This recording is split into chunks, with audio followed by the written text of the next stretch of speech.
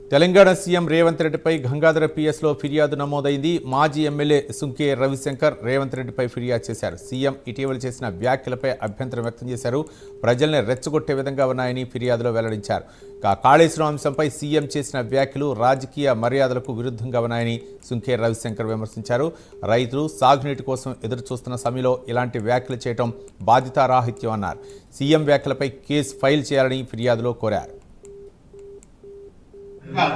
బండ కట్టుకొని దండబడి రేవంత్ రెడ్డి గారు మాట్లాడుతూ రక్తం నీళ్లు కావాలి, పంటలకు నీళ్లు కావాలని అడిగితే వాస్తవంగా ఎల్నినో కరువుతోటి పంటలన్నీ ఎండిపోతున్నాయి కదా, తాగడానికి కూడా నీళ్లు ఉండలేవు కదా వేసాడు.